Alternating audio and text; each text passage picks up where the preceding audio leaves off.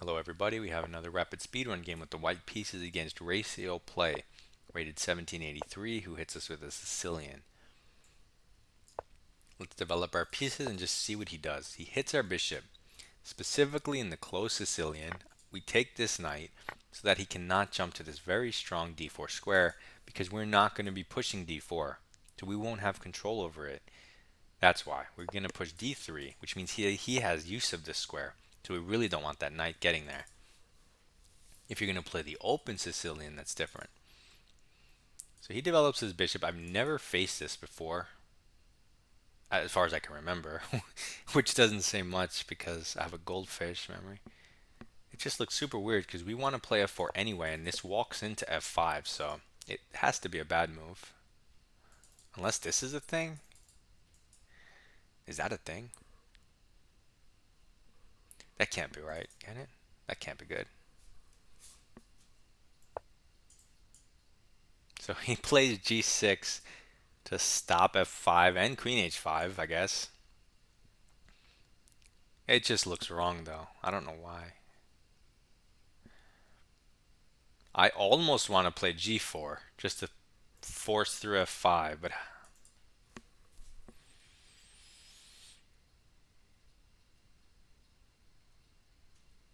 maybe we do.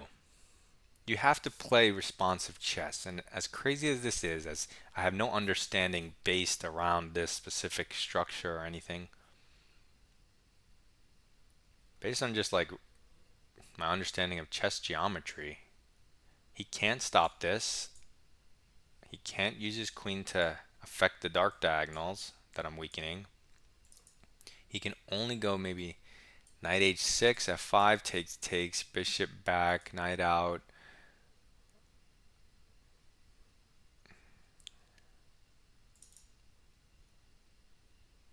There's also knight here, knight here. But then you don't have g4 ideas. I'm going g4. I don't call me crazy. I don't care. He doesn't even respond. What? He just fianchettos. Okay, I'm just gonna push f5 through. It doesn't win a piece, but he doesn't even take.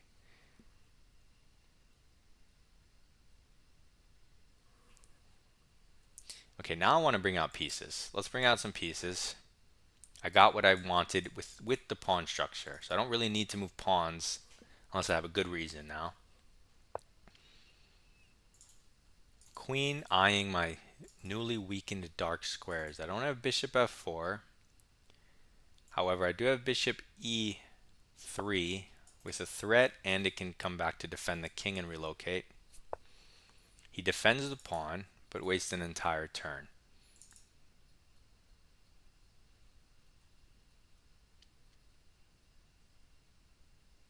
I'm going to develop a new piece, maybe open the possibility of castling either way, and looking at this. It supports it with a battery. So I created the battery. He moves the bishop out of the cubbyhole, which doesn't make any sense. This check he doesn't even have. I can easily play g5.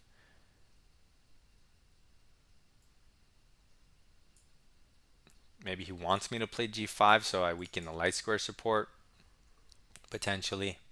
But I'm not going to play that. I'm going to play this instead. Bishop f4, supported by my queen, improving a piece for free. Very important that it's free so you don't waste turns. Now his queen is behind his pawn, so not active.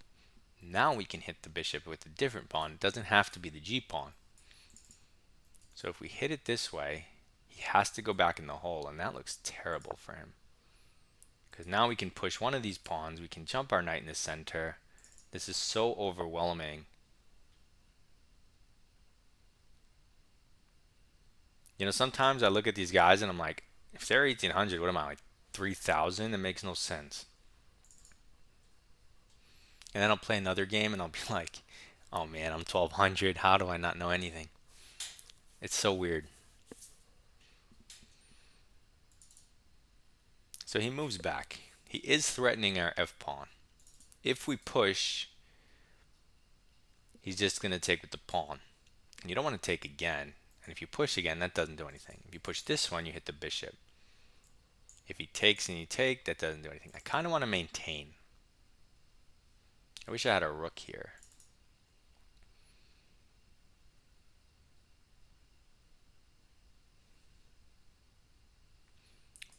So this, what's the move? I have to be so much better. If I castle long, he just takes my pawn.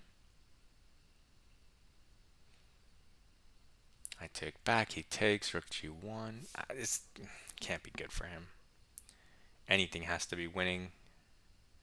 I'm just gonna castle long and ignore the pawn that's hanging.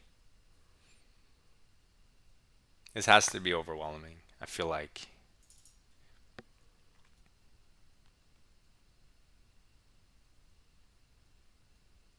He takes. My plan was to open the g file for my rook at the cost of this pawn. Because that's with a threat. Where does his bishop go? This is worth a pawn easy. I mean, that pawn duo is super nice, and can be a great attacking force. So you kind of want to keep it in a way, but in a different way. Okay, so he's going here. So he's just pacifying everything. We can try to threaten, but the knight's also hanging. We have good knight jumps.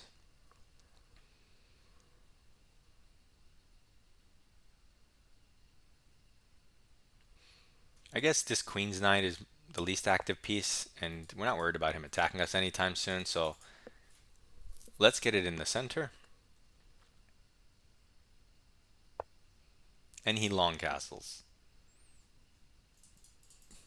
Even though he's kind of spacious, I can see what he wants to do, but it is quite spacious.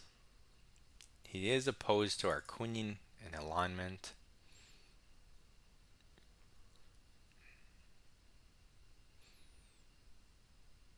Okay, now I'm going to get another piece in. I mean, he might go for this since the placement of our queen, but I don't really care. I'm going to go here, which threatens potentially to take the pawn. And when he takes back, we can take his dark square bishop with threats. So he doesn't see it. He wastes an entire turn on h6, which reduces the activity of his minor pieces, or the potential activity. So let's take the free pawn. Now there is this hanging, but nobody cares. We choose activity. Material's currently even. He goes to the center, hits the knight, and our queen's behind it. We don't want this alignment with our queen anyway. We want to move it. So let's bring it to the light squares. Since we don't have a light square bishop, maybe it'll complement our dark square bishop and we can pretend we have the bishop pair. Okay, so he moves the queen. Pin, pin. He's blocking the light squares. I move my queen here temporarily. It's not going to be here permanently.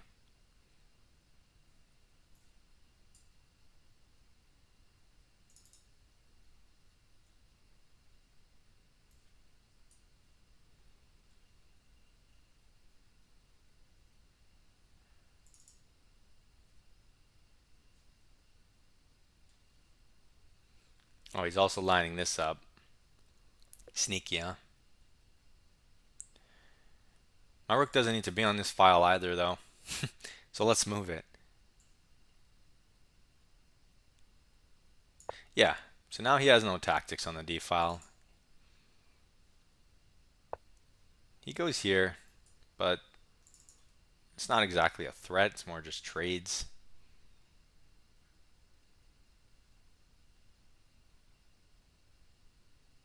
He's hitting the bishop. Fine. Okay, we'll solidify the bishop, and by moving it, we'll just go rook f1. I know everything keeps changing, but that's how chess is. You don't get to write a blueprint and follow it like you're building a building. It's not how this works. It's more like you write the blueprint, and then while you're building it, someone else comes and breaks it.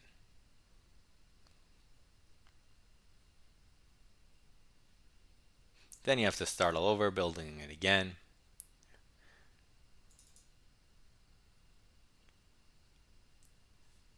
And he can't do anything here. His bishop, I mean, whatever, take the pawn if you want. So he tries to break down our structure towards our king. I guess it's a try, but I'm going to tempo the queen, which was our idea. What did he take? He took a knight. If we take a queen, he'll take our queen. But if we take the bishop, this pawn doesn't belong here. We don't trade queens, and we have these two pawns in the center, which look weird, but clearly are doing something. Okay. We need to get active as we can.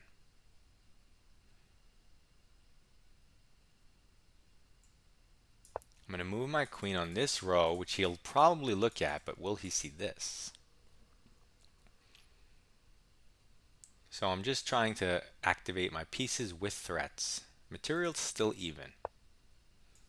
He does not see it, boom. Ruin his king side, there's your win condition. Check, free stuff, automatically trade because we have a minute, and we have our win condition, and we have 7th rank. So the game's over. It can happen that quickly. We don't want to sack the exchange, so let's attack it with a lesser piece. And he just goes down mass trades, which can't be correct. Because we are up 3 pawns. So he wants to trade on his terms, but let's get our king in. He's actually... This is weird. I almost want to checkmate him, but you can't.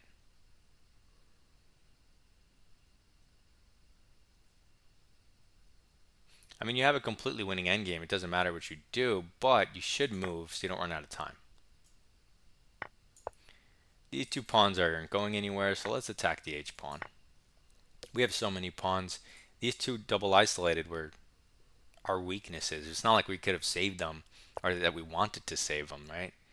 So now let's go check and win more stuff.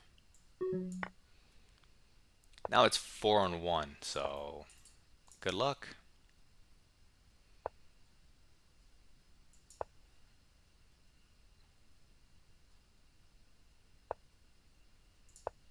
Let's just get rid of his last pawn. We'll take towards the outside so it's further away from the H file.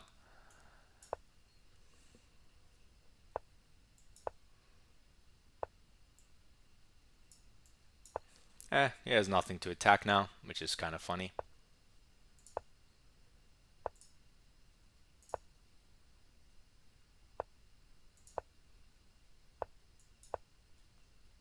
And we have 40 seconds to make this a reality.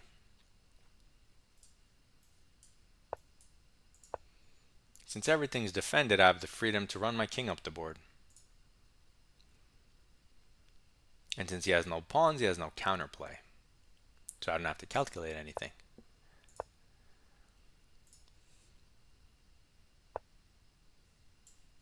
Let's take this opportunity to take his rook while he messes up. And there's the resignation. You see? So look for your chance. The second you take the rook, they lose their hope, even though the game was over a long time ago.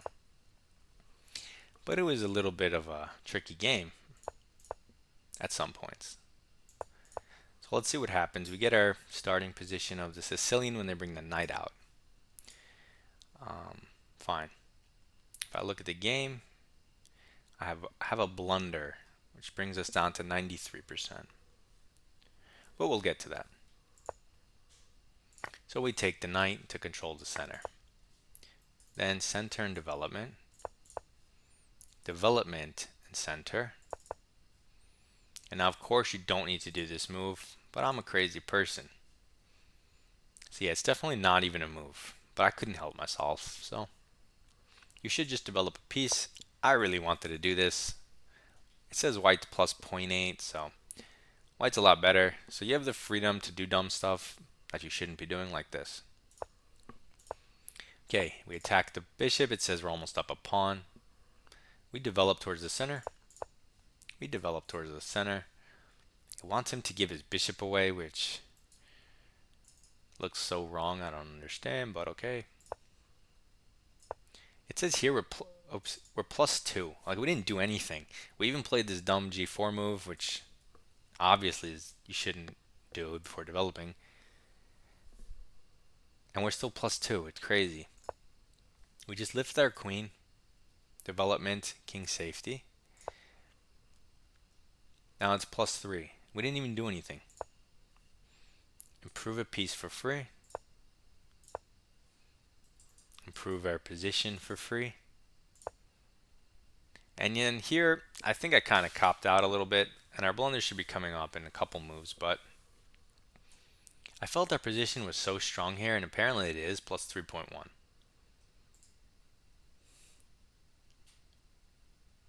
So one of the ways to protect this pawn is to go rook g1, so that if takes, his bishop's hanging. He doesn't have time to capture. So you could have played that as the strongest move. The same idea, queen g2, protects the pawn. e6, f takes e, f takes g, h takes g. You could have sacrificed it in a way that messes up his structure. Okay, so the engine likes these three moves which somehow address the issue of the hanging pawn. Fourth on their list is long castle at +2, just letting him take it. We go for that one. I like it. He takes, we take, he takes. Now we get the rook in with the attack. They even want him to go back home, so this just looks terrible for black, which it is. He goes here. I thought about playing h4, but I tried to convince myself to play a piece move instead of a pawn move. So I played the second best move instead, which was knight to the center. Hard to go wrong.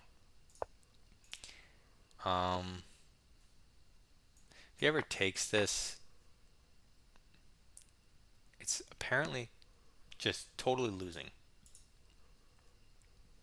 From +1.7 to +5.6.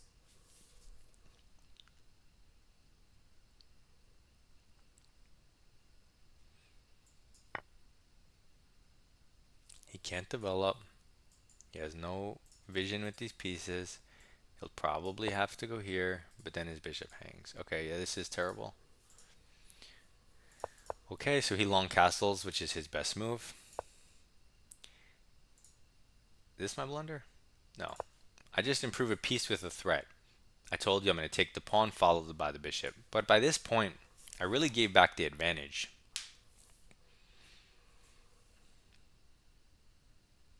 Which it felt like at some point. Like, I'd rather be white, but when I had the two pawns next to each other, I'm like, this is dominating. And then a couple moves later, I'm like, it kind of fizzled out. I must have not played accurately, which is the case. So you're supposed to go queen e3, which just kind of maintains all of your stuff. A nice coordinating piece. But we go here, and he has this one move, knight h6, which stops my idea. And then you have to go back to other moves. Although I feel like, how bad can it be? He hits us instead of going knight h6, and it goes from white's barely even better. Wait, so where's my blunder? Oh, it's in the end. Oh, it's not a real blunder. Okay, so I have no real blunders. It's just all of my inaccuracies kind of slowly gave away my advantage. I have no mistakes and no real blunder, as I'll show you later. Just inaccuracies. But these inaccuracies gave away my advantage little by little, from +3 to plus, 2.3, 1.7. Just little by little gives it back. So at this point, we're barely even better. Although, much rather be white because it looks a lot easier to play. The second he goes wrong, +4. We take free stuff. We take free stuff. Turn off the engine. And now improving move and prophylaxis. Oh yeah, we could have kicked the bishop. Whatever, improving move, prophylaxis. We're still +3. Improving move because it was attacked and with ideas. Prophylaxis. Improve a piece for free. We're plus 3.1 and higher from here on out. So we got back air advantage and we're just much better from here on out, which is how it felt. But it did feel for a couple moves that I wasn't sure how much I was better, and that seems to be the case. So he takes force move. He goes here, we're plus 4. Improving move for free, and he collapses. Free stuff, force move, trades or wins. Improve a piece for free, improve a piece for free. Free stuff. It's plus 5. A lot of you would be worried here, like, oh no, how do I win this? Isn't he gonna draw? But you're up 3 pawns. Not 1, not 2, 3. That's crazy amount of pawns in an endgame. So you can kind of do whatever you want. We trade some pawns, it's plus 5. We trade some pawns, it's plus 5. I just do what I can to keep everything defended. It's plus 6. Doesn't really matter what you do. I'm just curious where they say my blunder is. What? Okay, so they say this is a blunder. I just moved my king up the board. They're saying, oh, he put himself in a mating net, so just go here and try to checkmate him. But you see how that's not a blunder. That collapses your position, the entire graph. Look at the graph when it says I have a blunder. It's that plus 7. It's just saying you missed a mate. So we don't count that. And we just trade the rooks and it's over. So even though it's based on mistakes and blunders a perfect game, we had way too many inaccuracies. And I feel like at this point, I kind of dropped the ball. I mean, here I really like our position. So all I have to do here is put one of the heavies on the G file. I didn't consider that. That's the thing. If I did consider that, I really do like the look of Rook G1. That keeps the plus 3. And then even here,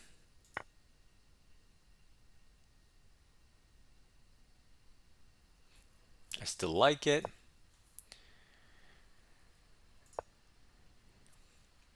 Here I really should have played H4 though. H4, H5. Now they want E6. Yeah, now that is stronger.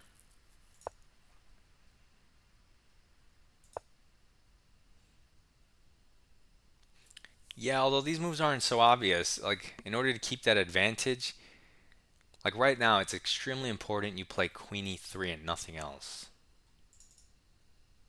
But that's not obvious to me.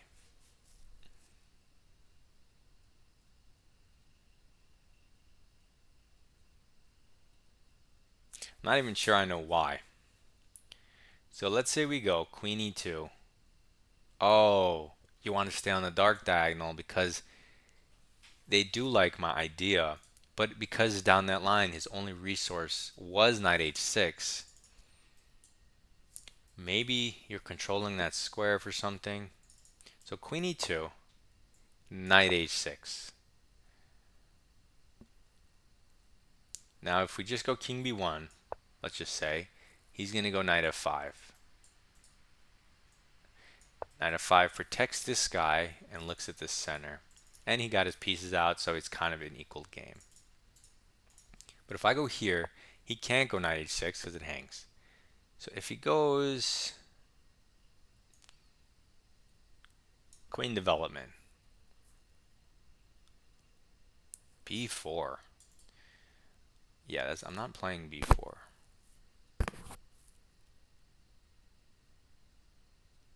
So, okay, king b1 again.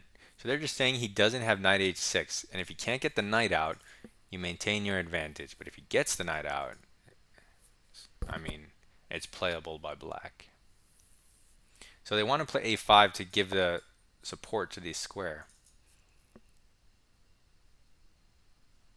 Why would I move this backwards? Oh, because of the tactics, maybe? Although,